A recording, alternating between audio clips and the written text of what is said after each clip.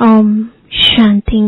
आज 4 फरवरी 2021 बाबा के महावाक्य हैं। मीठे बच्चे, यह कयामत का समय है। रावण ने सबको कब्र दाखिल कर दिया है। बाप आए हैं ज्ञान वर्षा कर साथ ले जाने। प्रश्न है, शिव बाबा को भोला भंडारी भी कहा जाता है, क्यों? उत्तर है, क्योंकि शिव भोलानाथ जब आते हैं तो गणिकाओं, अहिल्याओं, कुब्जाओं का भी कल्याण कर उन्हें विश्व का मालिक बना देते हैं। आते भी देखो पतित दुनिया और पतित शरीर में है, तो भोला हुआ ना। भोले बाप का डायरेक्शन है, मीठे बच्चे अब अमृत पियो, विकारों रूपी विष को छोड़ दो। ओम शांति। रूहानी बच्चों ने गीत सुना, अर्थात रूहों ने इस शरीर के कान कर्मेंद्रियों द्वारा गीत सुना। दूर देश के मुसाफिर आते हैं, तुम भी मुसाफिर होना। जो भी मनुष्य आत्माएं हैं वह सब मुसाफिर है। आत्माओं का कोई भी घर नहीं है। आत्मा है निराकार। निराकारी दुनिया में रहने वाली निराकारी आत्माएं हैं। उसको कहा जाता है निराकारी आत्माओं का घर, देश व लोक। इनको जीव आत्माओं का देश कहा जाता है। वह है आत्माओं का देश। फिर आत्माएं यहाँ आकर शरीर में जब प्रवेश करती हैं तो निराकार से साकार बन जाती हैं। ऐसे नहीं कि आत्मा का कोई रूप नहीं है। रूप भी जरूर है, नाम भी है। इतनी छोटी आत्मा कितना पाठ बजाती है इस शरीर द्वारा। हर एक आत्मा में पाठ बजाने का कितना रिकॉर्ड भरा हुआ है। रिकॉर्ड एक बार भर जाता है, फिर कितना बारी भी रिपीट करो वही चलेगा। वैसे आत्मा भी इस शरीर के अंदर रिकॉर्ड है, जिसमें 84 जन्मों का पाठ भरा हुआ है। जैसे बाप निराकार है, वैसे आत्मा भी निराकार है। कहाँ कहाँ शास्त्रों में लिख दिया है वह नाम रूप से न्यारा है, परंतु नाम रूप से न्यारी कोई वस्तु होती नहीं। आकाश भी पोलार है। नाम तो है ना आकाश, बिगर नाम कोई चीज होती नहीं। मनुष्य कहते हैं परमपिता परमात्मा। अब दूर देश में तो सब आत्माएं रहती हैं। यह साकार देश है। इसमें भी 2 का राज्य चलता है, राम राज्य और रावण राज्य। आधा कल्प है राम राज्य, आधा कल्प है रावण राज्य। बाप कभी बच्चों के लिए दुख का राज्य थोड़े ही बनाएंगे। कहते हैं ईश्वर ही दुख सुख देते हैं। बाप समझाते हैं मैं कभी बच्चों को दुख नहीं देता हूँ। मेरा नाम ही है दुख हरता सुख करता। यह मनुष्यों की भूल है। ईश्वर कभी दुख नहीं देंगे। इस समय है ही दुख धाम। आधा कल्प रावण राज्य में दुख ही दुख मिलता है, सुख की रत्ती नहीं। सुख धाम में फिर दुख होता ही नहीं। बाप स्वर्ग की रचना रचते हैं। अभी तुम हो संगम पर। इनको नई दुनिया तो कोई भी नहीं कहेंगे। नई दुनिया का नाम ही है सतयुग। वही फिर पुरानी होती है, तो उनको कलयुग कहा जाता है। नई चीज अच्छी और पुरानी चीज खराब दिखाई देती है, तो पुरानी चीज को खलास किया जाता है। मनुष्य विष को ही सुख समझते हैं। गाया भी जाता है अमृत छोड़ विष काहे को खाए। फिर कहते तेरे भाने सर्व का भला।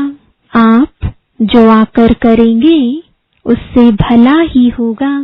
नहीं तो रावण राज्य में मनुष्य बुरा काम ही करेंगे।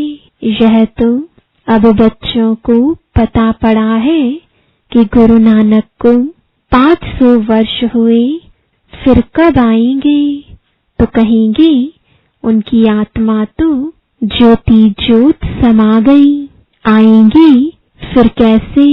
तुम कहेंगे आज से 4500 वर्ष बाद फिर गुरु नानक आएंगे। तुम्हारी बुद्धि में सारे वर्ल्ड की हिस्ट्री ज्योग्राफी चक्र लगाती रहती है। इस समय सब तमो प्रधान है। इनको कयामत का समय कहा जाता है।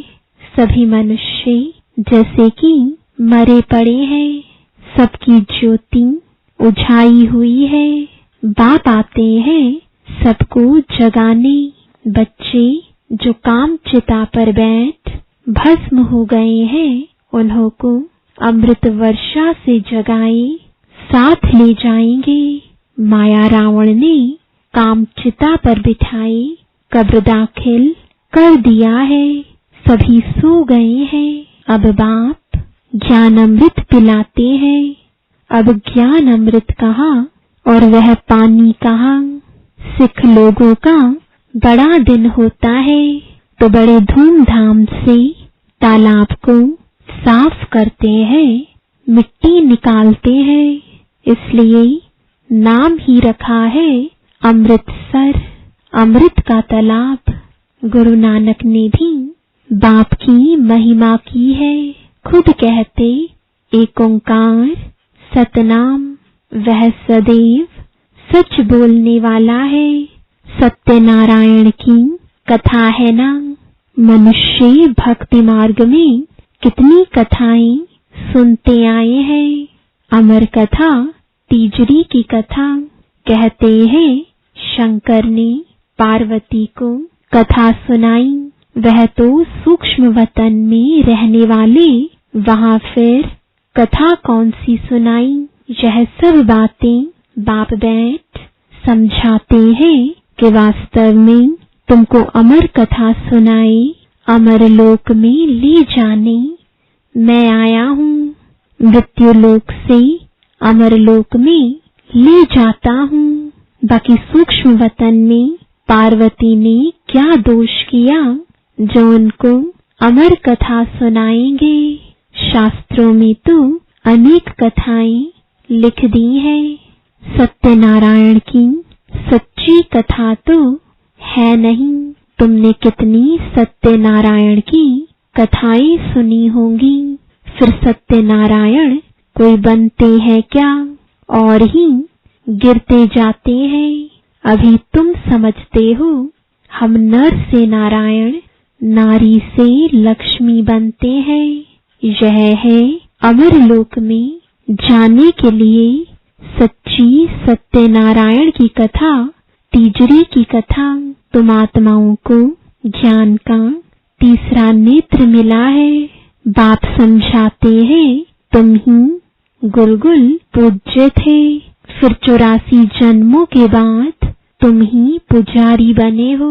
इसलिए गाया हुआ है आपे ही पूज्य, आपे ही पुजारी। बाप कहते हैं मैं तो सदैव पूज्य हूँ। तुमको आकर पुजारी से पूज्य बनाता हूँ। यह है पतित दुनिया। सतयुग में पूज्य पावन मनुष्य, इस समय है पुजारी पतित मनुष्य। साधु संत गाते रहते हैं पतित पावन सीताराम। यह अक्षर है राइट। सब सीताएं ब्राइड्स हैं। कहते हैं हे राम आकर हमको पावन बनाओ। सब भक्तियां पुकारती हैं, आत्मा पुकारती है हे राम। गांधी जी भी गीता सुनाकर पूरी करते थे तो कहते थे हे पतित पावन सीताराम, अभी तुम जानते हो गीता कोई कृष्ण ने नहीं सुनाई है। बाबा कहते हैं ओपिनियन लेते रहो कि ईश्वर सर्वव्यापी नहीं है। गीता का भगवान शिव है न कि कृष्ण। पहले तो पूछो गीता का भगवान किसको कहा जाता है? भगवान निराकार को कहेंगे व साकार को। कृष्ण तो है साकार, शिव है निराकार।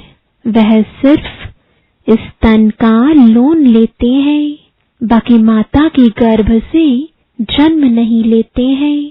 शिव को शरीर है नहीं। यहाँ इस मनुष्य लोक में स्थूल शरीर है। बाप आकर सच्ची सत्यनारायण की कथा सुनाते हैं। बाप की महिमा है पतित पावन, सर्व का सद्गतिदाता, सर्व का लिबरेटर, दुख हरता, सुख करता। अच्छा, सुख कहाँ होता है? यहाँ नहीं हो सकता। सुख मिलेगा दूसरे जन्म में, जब पुरानी दुनिया खत्म हो और स्वर्ग की स्थापना हो जाएगी। अच्छा, लिबरेट किससे करते हैं? रावण के दुख से। यह तो दुख धाम है ना।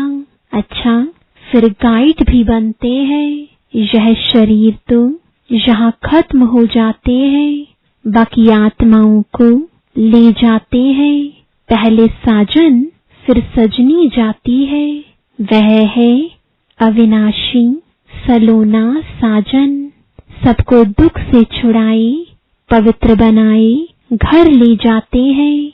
शादी कर जब आते हैं तो पहले होता है घोट यानी पति, पिछाड़ी में ब्राइड यानी पत्नी रहती है, फिर बारात होती है। अब तुम्हारी माला भी ऐसी है। ऊपर में शिव बाबा फूल, उसे नमस्कार करेंगे। फिर युगल दाना ब्रह्मा सरस्वती। फिर हो तुम जो बाबा के मददगार बनते हो। फूल शिव बाबा की याद से ही सूर्यवंशी विष्णु की माला बने हो। ब्रह्मा सरस्वती सो लक्ष्मी नारायण बनते हैं। लक्ष्मी नारायण सो ब्रह्मा सरस्वती बनते हैं। इन्होंने मेहनत की है तब पूजे जाते हैं। कोई को पता नहीं है माला क्या चीज है, ऐसे ही माला फेरते रहते हैं। 16,108 की भी माला होती है, बड़े बड़े मंदिरों में रखी होती है। फिर कोई कहां से खींचेंगे। बाबा बॉम्बे में लक्ष्मी नारायण के मंदिर में जाते थे, माला जाकर फेरते थे, राम राम जपते थे, क्योंकि फूल एक ही बाप है ना। फूल को ही राम राम कहते हैं। फिर सारी माला पर माथा टेकते हैं। ज्ञान कुछ भी नहीं। पादरी भी हाथ में माला फेरते रहते हैं। पूछो किसकी माला फेरते हो? उनको तो पता नहीं है। कह देंगे क्राइस्ट की याद में फेरते हैं। उनको यह पता नहीं है कि क्राइस्ट की खुद आत्मा कहाँ है। तुम जानते हो क्राइस्ट की आत्मा अब तमो प्रधान है। तुम भी तमो प्रधान बैगर थे, अब बैगर टू प्रिंस बनते हो। भारत प्रिंस था, अभी बैगर है, फिर प्रिंस बनते हैं। बनाने वाला है बाप। तुम मनुष्य से प्रिंस बनते हो। एक प्रिंस कॉलेज भी था, जहाँ प्रिंस प्रिंसेस जाकर पढ़ते थे। तुम यहाँ पढ़कर 21 जन्म लिए स्वर्ग में प्रिंस प्रिंसेस बनते हो। यह श्री कृष्ण प्रिंस है ना। उनके 84 जन्मों की कहानी लिखी हुई है। मनुष्य क्या जाने, यह बातें सिर्फ तुम जानते हो। भगवान वाच वह सबका फादर है। तुम गॉड फादर से सुनते हो जो स्वर्ग की स्थापना करते हैं, उसे कहा ही जाता है सचखंड। यह है झूठखंड। सचखंड तो बाप स्थापन करेंगे, झूठखंड रावण स्थापन करते हैं। रावण का रूप बनाते हैं, अर्थ कुछ नहीं समझते हैं। किसको भी पता नहीं है कि आखिरी भी रावण है कौन। जिसको मारते हैं फिर जिंदा हो जाता है। वास्तव में 5 विकार स्त्री के, 5 विकार पुरुष के, इनको कहा जाता है रावण। उनको मारते हैं, रावण को मारकर फिर सोना लूटते हैं। तुम बच्चे जानते हो यह है कांटों का जंगल। बॉम्बे में बबुलनाथ का भी मंदिर है। बाप आकर कांटों को फूल बनाते हैं। सब एक दो को कांटा लगाते हैं, अर्थात काम कटारी चलाते रहते हैं। इसलिए इनको कांटों का जंगल कहा जाता है। सतयुग को गार्डन ऑफ अल्लाह कहा जाता है। वही फ्लावर्स कांटे बनते हैं, फिर कांटों से फूल बनते हैं। अभी तुम 5 विकारों पर जीत पाते हो। इस रावण राज्य का विनाश तो होना ही है। आखिरीन बड़ी लड़ाई भी होगी। सच्चा सच्चा दशहरा भी होना है। रावण राज्य ही खलास हो जाएगा, फिर तुम लंका लूटेंगे। तुमको सोने के महल मिल जाएंगे। अभी तुम रावण पर जीत प्राप्त कर स्वर्ग के मालिक बनते हो। बाबा सारे विश्व का राज्य भाग्य देते हैं, इसलिए इनको शिव भोला भंडारी कहते हैं। गणिकाएं, अहिल्याएं, कुब्जाएं, सबको बाप विश्व का मालिक बनाते हैं। कितना भोला है। आते भी हैं पतित दुनिया, पतित शरीर में। बाकी जो स्वर्ग के लायक नहीं है वह विष पीना छोड़ते ही नहीं। बाप कहते हैं बच्चे अभी यह अंतिम जन्म पावन बनो। यह विकार तुमको आदि मध्य अंत दुखी बनाते हैं। क्या तुम इस एक जन्म के लिए विष पीना नहीं छोड़ सकते हो? मैं तुमको अमृत पिलाकर अमर बनाता हूँ, फिर भी तुम पवित्र नहीं बनते हो। विष बगैर, सिगरेट, शराब बगैर रह नहीं सकते हो। मैं बेहद का बाप तुमको कहता हूँ बच्चे इस एक जन्म के लिए पावन बनो तो तुमको स्वर्ग का मालिक बनाऊंगा। पुरानी दुनिया का विनाश और नई दुनिया की स्थापना करना यह बाप का ही काम है। बाप आया हुआ है सारी दुनिया को दुख से लिबरेट कर सुख धाम, शांति धाम में ले जाने। अभी सब धर्म विनाश हो जाएंगे। एक आदि सनातन देवी देवता धर्म की फिर से स्थापना होती है। ग्रंथ में भी परमपिता परमात्मा को अकाल मूर्त कहते हैं। बाप है महाकाल, कालों का काल। वह काल तो एक दो को ले जाएंगे। मैं तो सभी आत्माओं को ले जाऊंगा, इसलिए महाकाल कहते हैं। बाप आकर तुम बच्चों को कितना समझदार बनाते हैं। अच्छा, मीठे मीठे सिकिलदे बच्चों प्रति माता पिता बाप दादा का याद प्यार और गुड मॉर्निंग। रूहानी बाप की रूहानी बच्चों को नमस्ते। रूहानी बच्चों की रूहानी बाप दादा को गुड मॉर्निंग और नमस्ते। धारणा के लिए मुख्य सार है। पहला, इस अंतिम जन्म में विष को त्याग अमृत पीना और पिलाना है, पावन बनना है, कांटों को फूल बनाने की सेवा करनी है। दूसरा, विष्णु के गले की माला का दाना बनने के लिए बाप की याद में रहना है। पूरा पूरा मददगार बन बाप समान दुखहर्ता बनना है। वरदान है, ड्रामा की ढाल को सामने रख खुशी की खुराक खाने वाले सदा शक्तिशाली भव। खुशी रूपी भोजन आत्मा को शक्तिशाली बना देता है। कहते भी हैं खुशी जैसी खुराक नहीं। इसके लिए ड्रामा की ढाल को अच्छी तरह से कार्य में लगाओ। यदि सदा ड्रामा की स्मृति रहे तो कभी भी मुरझा नहीं सकते, खुशी गायब हो नहीं सकती, क्योंकि यह ड्रामा कल्याणकारी है। इसलिए अकल्याणकारी दृश्य में भी कल्याण समाया हुआ है, ऐसा समझ सदा खुश रहो। स्लोगन है, परचिंतन और परदर्शन की धूल से दूर रहने